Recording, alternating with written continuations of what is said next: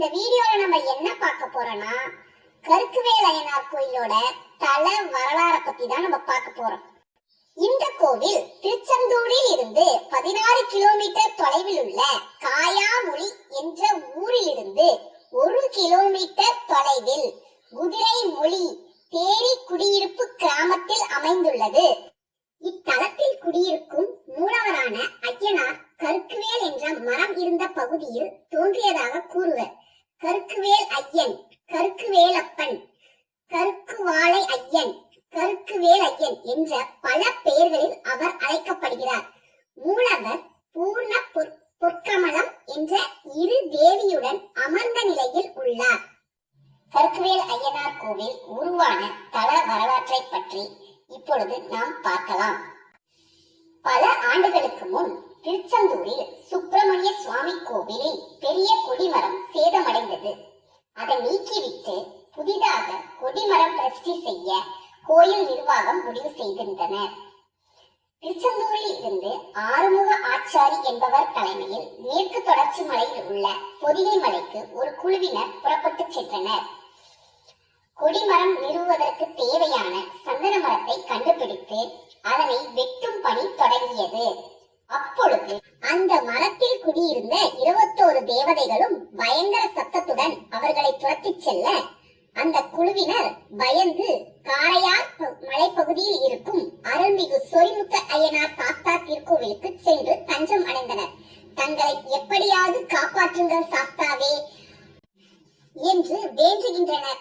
அப்பொழுது சொரிமுத்து அய்யனார் தோன்றி அருள் புரிந்து, என்னுடைய சகோதரனாகிய முருகப்பெருமானின் கோட்டைக்கு கொடிமரம் கட்டுவதற்கு நீங்கள் எடுத்த முயற்சி என்றும் வீண் போவாது என்று சொல்லியவாறு பயமுறுத்தி துரத்தி வந்த 21 தேவதைகளையும் அழைத்து, உங்களுடைய இருப்பிடமாகிய மரத்தை வெட்டியதாக ஏற்பட்ட கோபத்தின் காரணமாக இவர்களை துரத்தி வந்தீர்கள் என்பதை நான் தெரிந்து கொண்டேன்.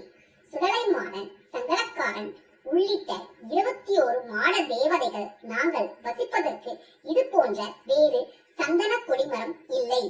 திருச்செந்தூர் ஆலயத்தில் இந்த கொடிமரம் பிரதிஷ்டை செய்யப்பட்ட பின் தங்களை தொடர்ந்து இந்த கொடிமரத்திலேயே வாசம் செய்ய அனுமதி வழங்க வேண்டும்.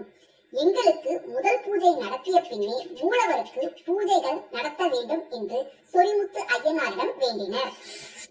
சொரிமுத்து அய்யனாரும் அவர்களுடைய வேண்டுகோளை ஏற்றுக்கொண்டு சுடலைமாடன், சங்கடக்காரன் உட்பட 21 மாட தேவதைகள் அந்த சந்தன மரத்தை அவர்களே வெட்டி அதை கொண்டு சேர்த்து ஆலயத்தில் பிரதிஷ்டை செய்ய வேண்டும் என்றும் அவர்களை அந்த கொடிமரத்திலேயே தொடர்ந்து வாசம் செய்து கொள்ளலாம் என்றும் உத்தரவிட்டார்.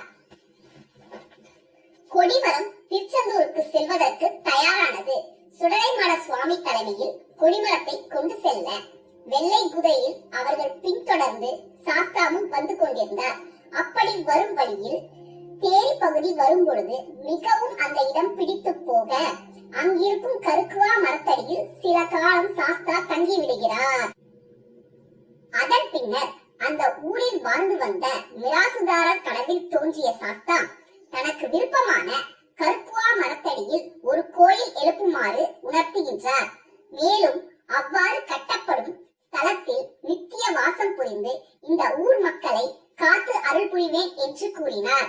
அதை கேட்டு மகிழ்ச்சி அடைந்த ஜமீன்தார் அந்த பகுதியில் ஆண்டு வந்த சிற்றரசர் உதவியுடன் சாஸ்தாவிற்கு ஒரு கோவிலை எழுப்பினார். அய்யனார் கருக்குவா மரத்தின் மீது விரும்பி அமர்ந்த காரணத்தால் கருக்குவா மேல் ஐயன் என்று அழைக்கப்பட்டு நாளடைவில் மருவி கருக்குவேல் அய்யனார் என்று பெயர் நிலைத்து விட்டதாக வரலாறு கூறுகிறது. கருக்குவாளை ஐயனார், கருக்கோளை ஐயன், கருக்குவேலப்பன் என்று அழைக்கப்படும் ஐயனார் தற்பொழுது கருக்குவேல் அய்யனார் என்ற பெயரில் அழைக்கப்பட்டு பக்தர்களுக்கு தரிசனம் கொடுக்கிறார். இந்த சன்னதியில் பிற தெய்வங்களுக்கும் தனித்தனியாக சன்னதிகள் உள்ளன. இங்கு பல வகை திருவிழாக்கள் நடைபெற்று வருகின்றன. அவற்றில் மிக முக்கியமானது கள்ளர் வெட்டு திருவிழா ஆகும்.